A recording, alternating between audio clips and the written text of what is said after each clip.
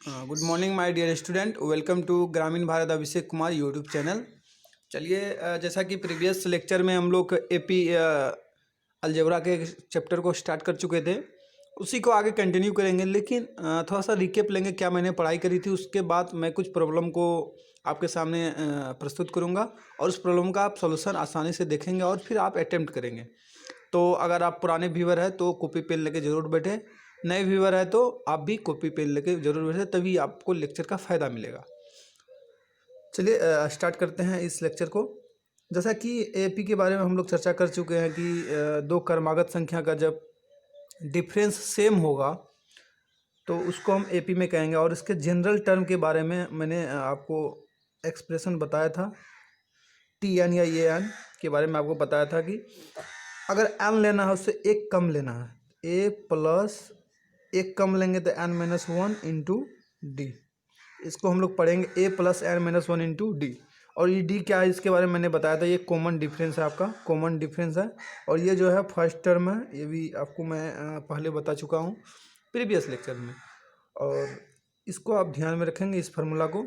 उसके बाद मैंने और ये एक फार्मूला आपसे डिस्कस किया था, डी इज इक्वल टू क्या होगा, A N minus A N minus one. चूँकि ये कुछ नहीं है, दो क्रमागत संख्या का ही डिफरेंस है। जैसा कि 3 4 5 रहेगा, 5 में 4 यानी अगले वाले टर्म को पिछले वाले टर्म से अगर डिफरेंस कर देंगे, डेट इज सब्ट्रैक्ट कर देंगे, तो मेरे पास जो डी आ जाएगा।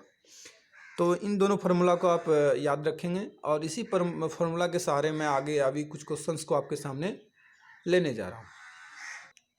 बिफोर गोइंग टू प्रॉब्लम, सबसे पहले मैं और एक बात आपसे चर्चा करूँगा। जैसे कि कोई भी एपी का जो एक निश्चित टर्म होता है जिसके बारे में मैंने चर्चा करा था, फर्स्ट टर्म ए हुआ, फर्स्ट टर्म ए होगा। और सेकंड टर्म में मैंने बताया था ए प्लस, अगर सेकंड टर्म है तो एक कम, दो है, ये दूसरा टर्म है, एक कम करेंगे वन डी। फिर इसके बाद मैंने चर्चा करी थी कि थर्ड टर्म, ये थर्ड टर्म है, एक कम करेंगे दो डी।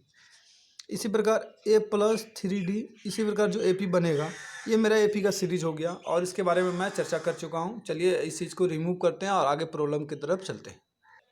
जैसा कि फर्स्ट प्रॉब्लम को आप देख पा रहे हैं, इफ nth टर्म, जो nth term of nth term is given by 1 and 2, यहाँ 1 and 2, find the common difference.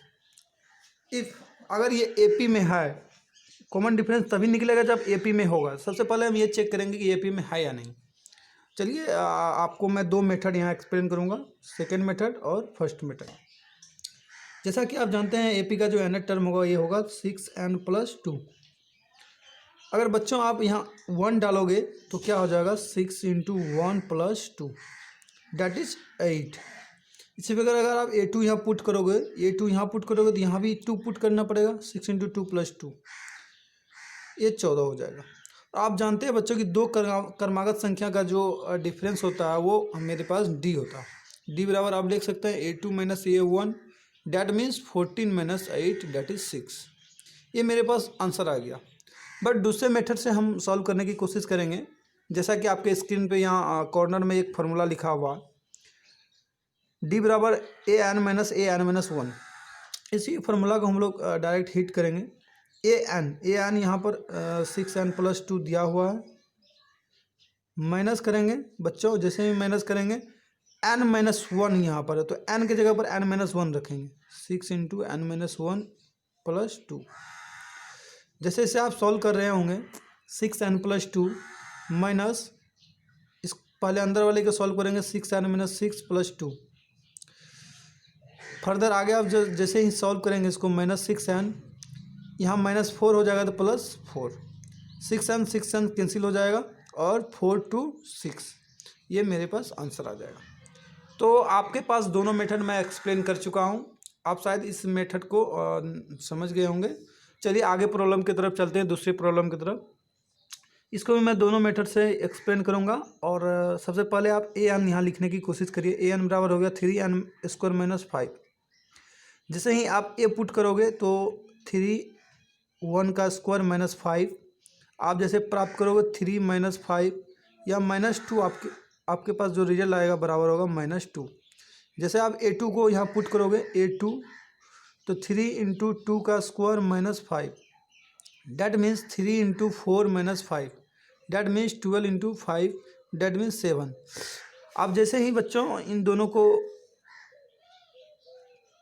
करने से पहले आप क्या करो, A3 निकालो।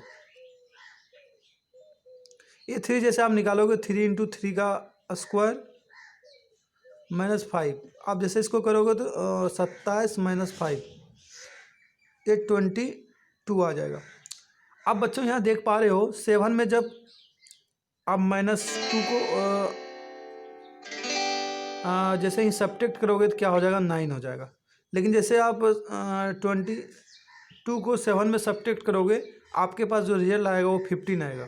तो आप यहाँ देख पा रहे हो दो क्रमागत संख्या का डिफरेंस सेम नहीं आ रहा। अगर सेम में नहीं आ रहा तो ये AP में होगा ही नहीं। डैट मीन्स हम ये कह सकते हैं ये AP में, देन आप शॉर्टकट में लिख रहे हैं, स्पेस कम है, क्योंकि अब ये लिख सकते हैं यहाँ ये AP में होगा ही नहीं, AP में है ही नहीं। तो इस तरह के भी उलझाया हुआ सवाल आपसे पूछा जा सकता है। आप चालाकी बारी काम करेंगे, लेकिन उसके बाद जो सेकंड मेथड में एक्सप्लेन करूँगा उससे आप तुरंत क्लियर हो जाएगा। सबसे पहले आप क्या करो, ये फार्मूला को ध्यान में रखो। तो an-1 निकालना पड़ेगा। सबसे पहले an तो यहाँ दिया हुआ आपके पास 3n² - 5। an-1 जैसे ही निकालोगे यहाँ n-1 रखोगे, 3n-1 का स्क्वायर -5। तो ये चीज़ करोगे आप। जैसे इसको फर्दर सॉल्व करोगे तो क्या होगा, 3 इसका स्क्वायर को जैसे खोलोगे क्या हो जाएगा, n² + 1 - 2n - 5। तो जैसे ही सॉल्व कर रहे होगे बच्चों 3 से सब में मल्टीप्लाई होगा, यहाँ 3n², यहाँ +3 - 6n + -5। तो और आगे सॉल्व करोगे 3n² तो माइनस यहाँ -6 माइनस यहाँ पर इन दोनों को अगर सॉल्व करोगे आप -2 हो जाएगा। आप यहाँ पर देख पा रहे हैं बच्चों, आपको सब्ट्रैक्ट करना an-1, यही तो आपका D निकलेगा। तो चलिए सॉल्व करते हैं। an को लिख सकते हैं यहाँ पर 3n² - 5। जैसे ही माइनस यहाँ करोगे तो ये माइनस हो जाएगा, 3n²। यहाँ करोगे तो ये +6n हो जाएगा और +2 हो जाएगा। तो आप यहाँ देख पा रहे हो 3n² कैंसिल हो गया। लेकिन यहाँ आपके पास दो झमेले बच गए, डेट इज 6n प्लस में बच गए और -5 और +2 को जैसे ही सॉल्व करोगे -3 हो गया। और किसी भी AP का ये जो होगा डेट इज कांस्टेंट आएगा। जब भी हम फार्मूला में जैसे यहाँ किए तो मेरे पास एक कांस्टेंट वैल्यू आया, यहाँ भी एक कांस्टेंट वैल्यू अगर नहीं आ रहा, इसका मतलब ये है कि जो ये सीक्वेंस मेरे पास दिया हुआ है AP में नहीं है। डेट मीन्स ये जो होगा AP में नहीं होगा। तो इस तरह के सवाल से आपको अवेयर रहना है कैसे सवाल को पूछा जाता है। चलिए आगे के तरफ प्रॉब्लम की तरफ चलते हैं, उसके बाद AP के प्रॉपर्टीज पर भी हम लोग मूव करेंगे। चलिए स्क्रीन पर आप प्रॉब्लम को यहाँ देख पा रहे होंगे। जैसा कि प्रॉब्लम लिखा हुआ है, if A, B, C are in AP find relation between A, B and C। तो इस तरह के प्रॉब्लम डायरेक्ट ऑब्जेक्टिव में आपको CBSE या किसी भी बोर्ड क्लास में मिलेंगे, जरूर मिलेंगे। आप प्रीवियस ईयर से अवेयर है। तो चलिए इस प्रॉब्लम को हम लोग डील करते हैं। हमको रिलेशन फाइंड करना है A, B, C के बीच में। तो हम कुछ नहीं करेंगे बच्चों, जो मेरा बेसिक कंसेप्ट है AP का उसी को लगाने की कोशिश करेंगे।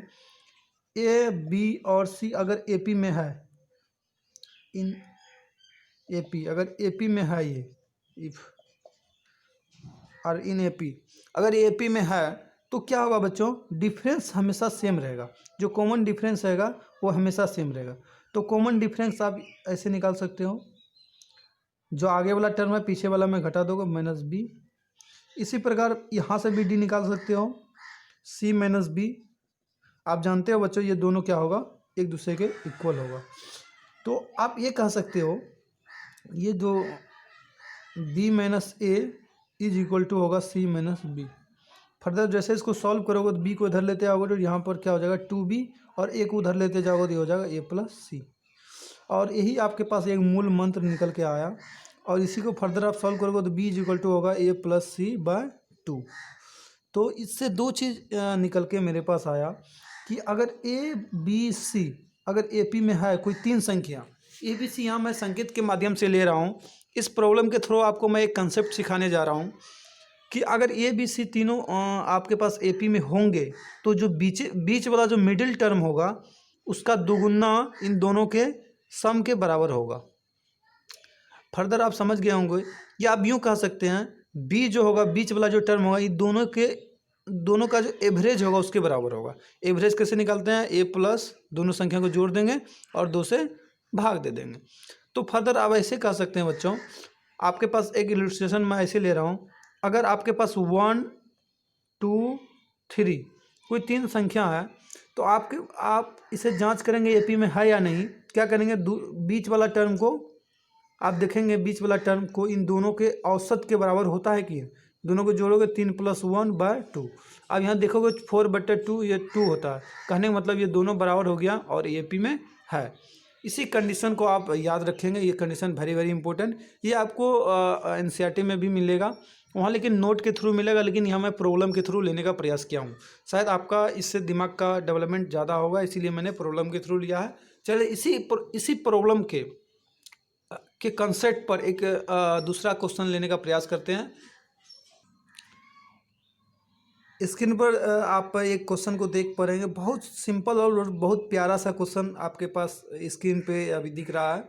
और ये क्वेश्चन कई बार बच्चों सीबीएसई के बोर्ड पॉइंट ऑफ व्यू से बहुत महत्वपूर्ण है और प्रीवियस बोर्ड परीक्षा में बहुत बार आ चुका है। ये प्रीवियस ही क्वेश्चन मैं लिया हूँ। चलिए इसको सॉल्यूशन करने का प्रयास करते हैं। जैसा कि मैंने आपको कंसेप्ट बताया था, ए बी सी तीनों एपी में होगा तो बीच वाला टर्म का दुगुना क्या होगा, दोनों के टर्म ए प्लस सी के बराबर होगा। इसी कंसेप्ट को थोड़ा सा यहाँ यूज करेंगे और आपको ये बताने का प्रयास करेंगे। ये वन लाइनर क्वेश्चन होता है, लेकिन पूरा दुनिया इसको 2 मिनट में कर रहे होंगे तो आप इसे 2 सेकेंड में कर रहे होंगे इस टेक्निक के सहारे।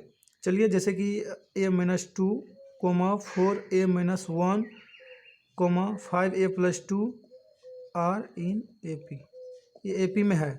अगर एपी में है बच्चों, इसका दुगुना करोगे आप 2 4a-1 और इक्वल टू करोगे, इन दोनों का सम करोगे। इन दोनों का सम जैसे करोगे a-2 प्लस 5a+2, 2 कैंसिल हो जाएगा और 2 × 4a-1 इक्वल टू आपके पास हो जाएगा 5 1 + 6 6a, और 2 से जैसे आप इसे कटाओगे 3 तो ये आपके पास बन के आएगा 4a-3, और जैसे ही 4a बराबर हो जाएगा 4 और a का वैल्यू निकल जाएगा 1। तो इस तरह के प्रॉब्लम में a का वैल्यू निकालना कितना इजी है आप समझ गए होंगे। अगर आप यहाँ से AP को फॉर्म करना चाहे तो वो भी पॉसिबल है। AP बराबर अब क्या हो जाएगा, आपका पास पहला टर्म है a-2, अब यहाँ a1 रखोगे 1 - 2, 4 × 1 - 1, फिर आप रखोगे 5 × 1 + 2, तो निश्चित रूप से ये -1 आएगा, ये 4 - 1 3 आएगा, ये निश्चित रूप से 5 + 2 7 आएगा, और बच्चों ये AP में होगा। तो इस प्रकार से आप समझ सकते हो मेरे प्यारे बच्चों कि कैसे एक क्वेश्चन को डील किया जाता है और किस तरह के कंसेप्ट को हमें लगाना है। और कंसेप्ट जैसे ही बताता हूँ उसके बाद मैं प्रॉब्लम को भी लेता हूँ। आई होप ये चीज़ आपको समझ में आए होंगे और जनरल टर्म आपसे क्लियर हो गए होंगे। तो और ये एक प्रॉब्लम को लेंगे, उसके बाद मैं इस लेक्चर को कंक्लूड करूँगा। जैसा कि बच्चों आप स्क्रीन पर क्वेश्चन को आप देख रहे होंगे कि क्वेश्चन का रहा find n term n 80th term of series. इस सीरीज का आपको पहला एन टर्म निकालना है, फिर आपका 18 टर्म निकालना है, जो सीरीज मेरे पास ये दिया हुआ।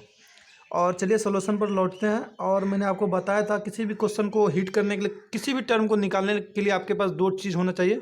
पहला फर्स्ट टर्म ये, तो यहाँ आपको क्लियरली दिख रहा ये मेरे पास 3 है। कई बच्चों के मन में डाउट होगा AP में लिखा हुआ है या नहीं है। देखिए बच्चों, जब आपके पास n टर्म और 18 टर्म निकालने बोल दिया है, आप ये श्योर मानिए ये जो सीरीज है वो AP में होगा। यहाँ आप जांच भी कर सकते हैं, 5 - 3 2, 7 - 5 2, ये जो AP में है। और मेरे पास 2 चीज़ चाहिए, पहला a बराबर 3, यहाँ फर्स्ट टर्म लिखा हुआ, और दूसरा मेरे पास कॉमन डिफरेंस चाहिए d। और d क्या कैसे निकलेगा, किसी भी 2 क्रमागत संख्या में, जैसे 11 - 9 भी कर सकते हैं, 9 - 7 भी कर सकते हैं, 7 - 5 भी कर सकते हैं, 5 - 3 भी कर सकते हैं। आप जैसे 2 करोगे तो मान लीजिए 5 - 7 मैं करता हूँ, इसके यहाँ मेरे पास 2 आता है। चलिए मैं फर्स्ट प्रॉब्लम को लेने का प्रयास करता हूँ। nth टर्म मैंने आपको बताया था, nth टर्म निकालने के लिए एक कम d को लेंगे। चलिए पहले 3 + n n - 1 × d मेरे पास 2 है। जैसे इसको फर्दर सिंप्लीफाई करेंगे 3 प्लस इसको 2n माइनस 2 करेंगे तो आपके पास जो रिजल्ट आएगा वो आएगा 2n plus 1, that is the final answer. Second problem को जैसे ही हिट करेंगे तो आपके पास है 18 term of the AP। 18 term निकालने के लिए क्या करेंगे आप, एक कम लेंगे a प्लस 19d, सॉरी ये गलत हो गया यहाँ पर, a प्लस 18 का एक कम 17d। तो आप यहाँ बच्चों देख पा रहे हो a का वैल्यू 3 है, 3 रख दिए और 17 इंटू डी का वैल्यू 2 है। जैसे आप फर्दर सॉल्व करो 3 इंटू, तो ये आपके पास 37 निकल के आएगा। लेकिन इस तरह के प्रॉब्लम में कैसे डील करना है यह मैं आपको बता चुका हूँ। ये फर्स्ट जो nth टर्म है ये मैं फर्स्ट लेक्चर के सीक्वेंस में आपसे चर्चा कर रहा हूँ, ये डायरेक्ट कैसे आ सकता है। चलिए उसी को यहाँ पर मैं चर्चा करता हूँ। यहाँ मेरे पास सीरीज है 3, 5 और 7 और 9। मैंने आपको बताया था कि इन दोनों का सबसे पहले आपको डिफरेंस लेना। डिफरेंस किसी भी दो क्रमांक संख्या का डिफरेंस मैंने ले लिया 2, उसको उसमें n लगाना और आपको ये सोचना इसमें क्या चीज़ दिया जाए कि ये फर्स्ट टर्म आ जाए। अगर 1 दिया जाए यहाँ 2 आता है, मेरे पास 3 चाहिए, यहाँ अगर मैं 1 पुट करूँगा 2 इंटू 1 यहाँ 2 आएगा, लेकिन पहला टर्म मेरे पास 3 चाहिए, तो क्या मैं यहाँ 8 करूँगा कि मेरे पास पहला टर्म आ जाएगा। तो आप कहोगे कि सर 1 8 करेंगे तो आपके पास 2n प्लस 1 हो जाएगा और ये मेरा आंसर हो जाएगा। मुझे फार्मूला में करने की कोई ज़रूरत नहीं थी, हालांकि ये चीज़ मैं आपको बता चुका हूँ। आप जिस मेथड को सहूलियत आपको बुझाए तो उस मेथड को आप लगा सकते हो, आप क्वेश्चन के अकॉर्डिंग जो आपके ब्रेन में क्लिक करे। थैंक यू वेरी मच ग्रामीण भारत अभिषेक कुमार से जुड़े रहने के लिए और इतना सारा सपोर्ट देने के लिए। और आई होप आपको मज़ा आया होगा AP पढ़ने में और आगे के लेक्चर में भी मज़ा आएगा। Thank you very much. इस लेक्चर को लाइक करें, सब्सक्राइब करें और शेयर करें।